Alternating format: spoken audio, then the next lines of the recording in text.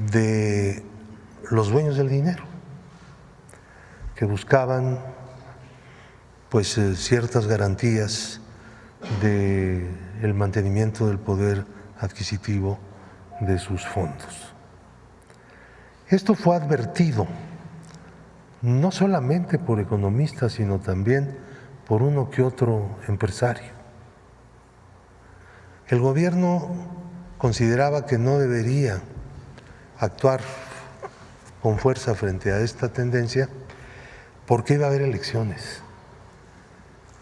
Ese era el argumento principal, que después de las elecciones ya se iba a componer todo. Después de las elecciones las cosas se empeoraron muchísimo más por la presión.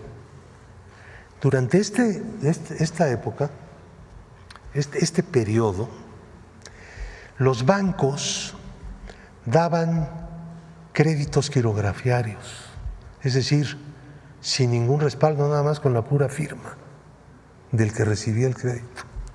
Créditos millonarios, créditos a personas relacionadas con los bancos, es decir, accionistas, altos funcionarios de los bancos, parientes de los gerentes. Hicieron un reparto de créditos baratos por muchos millones de pesos. Esto está documentado. Ahora vamos a hablar de eso.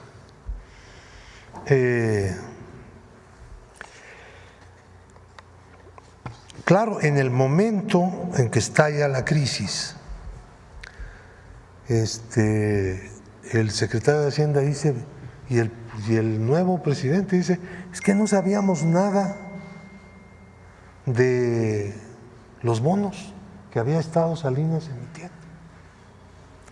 ¿Cómo que no sabían nada si eran miembros de ese gobierno? Pues ¿de dónde llegaban? Llegaban del mismo grupo político. Zedillo no iba a ser el candidato, ustedes lo saben, todo el mundo lo sabe. El candidato era Colosio, él fue, digamos que el relevo. Pero Zedillo era el coordinador de la campaña de Colosio.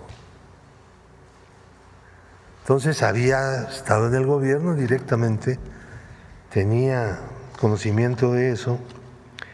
Su carrera como funcionario alto pues fue en el fideicomiso para cubrir los riesgos cambiarios, que era pues un instrumento para sustituir confianza por soluciones a los problemas de deuda en dólares de los empresarios.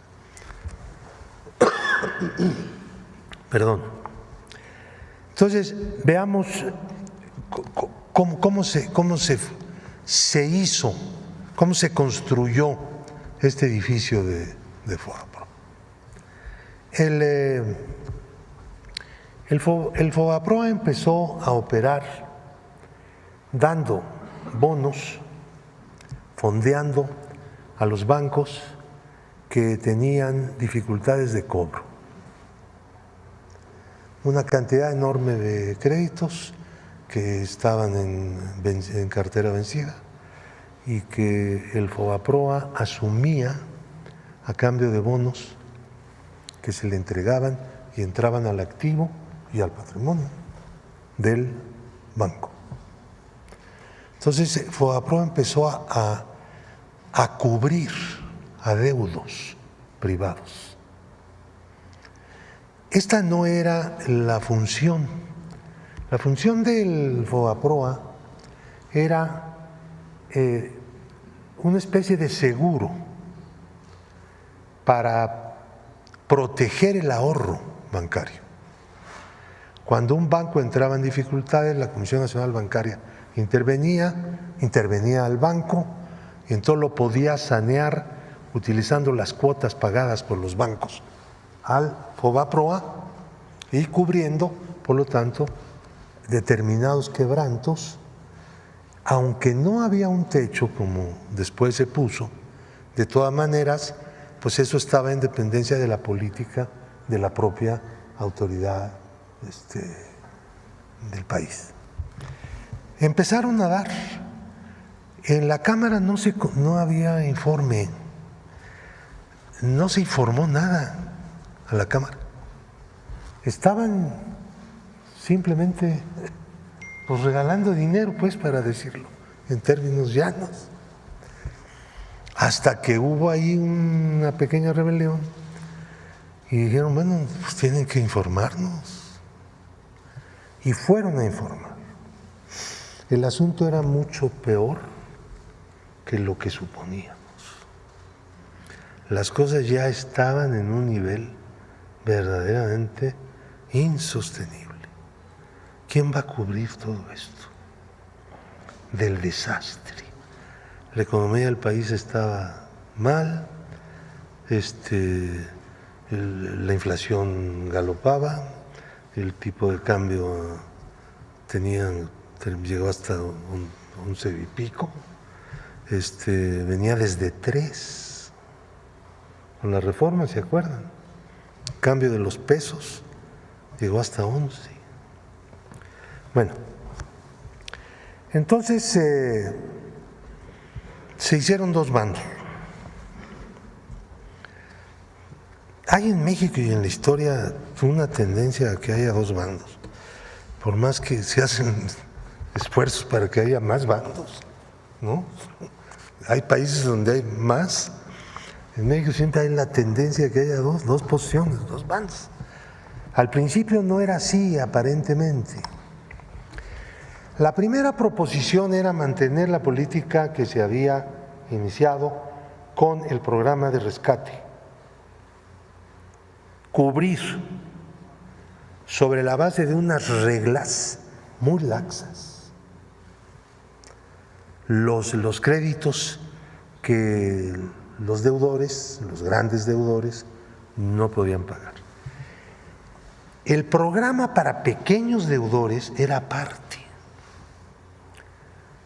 Lo separaron porque eran cantidades mucho menores y el regateo era mucho mayor, o sea, al pequeño deudor le tocaba cubrir un porcentaje mayor del adeudo por una razón, porque muchos de ellos eran hipotecarios. ¿Y qué? Si no pagaban, perdían la casa. Entonces los podían extorsionar, vamos a decir, así.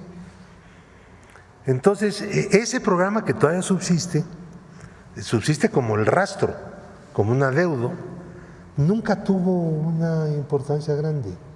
Ellos presumían mucho de su programa de pequeños deudores, pero les salió baratísimo y los pequeños deudores pues tuvieron que pagar una buena parte. Los grandes deudores, pues no, así no fue la historia. Era muy laxa la norma. Entonces, la segunda propuesta era que el gobierno de México asumiera acciones sin derechos corporativos, que los dueños de los bancos siguieran manejando los bancos y el gobierno no interviniera en la administración. Tuviera, con la emisión de bonos, una parte, la parte necesaria de acciones para fortalecer el activo de los bancos y que estos siguieran operando. Con el tiempo, una vez que los bancos empezaran otra vez a tener utilidades, que era previsible que dentro de un determinado tiempo, pues lo obtuvieran. Entonces, con las ganancias, productos de las utilidades de esas inversiones de capital, de esas acciones, empezarían a amortizar las mismas acciones. Entonces, no sabíamos exactamente cuánto tiempo iba a durar, pero desde luego no 25 años, era imposible. Si se hubiera resuelto se hubiera empezado a resolver en el momento en que, como ocurrió, los bancos empezaran otra vez a tener utilidades. Ahora tienen unas utilidades grandísimas, pero no amortizamos nada. ¿Entiendes? Nada. Un año después en Japón, esta propuesta se aplicó, la que yo presenté. Y les fue bien, digo, dentro de lo que cabe, tenían una crisis espantosa, pero salieron. También lo hizo el presidente Obama, lo comentábamos hace un momentito, lo recordábamos, con algunas empresas, en lugar de hacer ese salvamento, decir, te doy dinero y me cobras los intereses de lo que te estoy dando. ¿Cómo? Era este sistema, que duró poco tiempo en la política de Obama de salvamento de empresas grandes. Algunos bancos entonces quebraron, los dejaron quebrar, pero lo que estaban protegiendo era la economía, la producción. Y lo hicieron bien. Bueno, del mundo entero, el que peor lo hizo fue México, que es una cosa muy fea. Porque ahí está la deuda. Dicen algunos políticos del viejo régimen, que la deuda de un país no se paga nunca. ¿Cuál es el problema? ¿Cierto? No se trata de eso, no se paga nunca. ¿Saben por qué? Porque se paga todos los días. Porque nadie se hace pobre por deber, se hace pobre por tener que pagar los intereses de lo que debe. Esa es nuestra historia, es nuestra realidad, porque el pasado nos persigue cuando las cosas que se hacen son de una profundidad dañosa inmensa. La auditoría. Vamos a aterrizar ahí. Bueno, entonces había dos proposiciones. La proposición que ganó, el PAN estaba ahí nadando y finalmente pues, no era cierto. Estaba en la misma propuesta. Reconocer la deuda de Fobapro. Y la nuestra, en esa época, el presidente del PRD era Andrés Manuel, justamente. Yo la presenté y dije, bueno, esto que acabo de explicar. Es importantísimo tener presente que había dos propuestas, que no era fatal reconocer la deuda. El Congreso tiene la facultad de reconocer la deuda, pero las deudas no se pueden contraer si no son para inversiones que generen ingresos. Eso dice la Constitución. ¿Sí? Aceptar la deuda era inconstitucional. Bueno, dice Zedillo que se auditó el Fobapro y que se entregaron los resultados en su momento. Miente feo. Miente feo. ¿Eh? Hay varias formas de mentir. Miente feo. Aquí está el que no quisieron entregar. Entregaron en la Cámara un disco encriptado. Tenía 5 llaves. 5 llaves. Larguísimas. Aquí están los 5 passwords. Entonces, le dieron una al PRD, otra al Verde, otra al PT, otra al PRI y otra al PAN. Para poder desencriptar había que tener las 5. Nosotros, después de una acción política, tomando en cuenta que los candidatos, tanto del PRI como del PAN, pues tenían que dar respuesta a la exigencia de que dónde está la llave del disco, ¿no? Pues sí. Hablando de INAI. Sí. Entonces, Cuauhtémoc inmediatamente intervino y dijo, a ver, mi aliado que tengo ahí, que era el PT, pues se suelta y además ellos estaban de acuerdo, no había que presionarlos. Los del PAN dieron una llave que no era Fauci Handam. Ese es bueno para esas cosas, ¿no? La entregó, pero era falsa. Entonces se generó un conflicto interno en el PAN, diciendo, pero ¿qué les pasa? Estamos en vísperas de una elección y ustedes jugando con esto. Entonces entregaron la llave. Entonces ya teníamos 4 llaves, pero imposible de abrir. Hacíamos cuentas y nos tardamos un año con las máquinas que teníamos. Entonces le pedimos ayuda a un científico bueno para estas cosas y empezó a trabajar y avanzó algo en la descriptación o desencriptación. Pero de repente dijo, oye, yo ya no puedo trabajar más, pues tengo muchas cosas y ya me tengo que detener. Entonces el jefe, el ciberjefe que teníamos en el grupo parlamentario, Hilario Juárez, se puso a trabajar a partir de lo que su amigo, ese científico, son egresados de la Facultad de Ciencias, son físicos. Y se tardó también un poco y trabajaba. Y un día, ¡wow!, apareció lo que estaba encriptado, apareció el reporte de la auditoría con los créditos que consideraban pues crimen, delito. Lo subimos a la página, ¿no?, para que cualquiera lo pudiera consultar. Este documento fue público. Estuvo en la página de la Cámara meses. Cuando vino el cambio ahí de presidencia, llegó una priista a ser presidenta de la Cámara, ordenó que quitaran eso, por favor. ¿Qué es eso? De tener ahí como trofeo este documento que se negaban a entregar, a abrir. Tiene aviso de confidencialidad.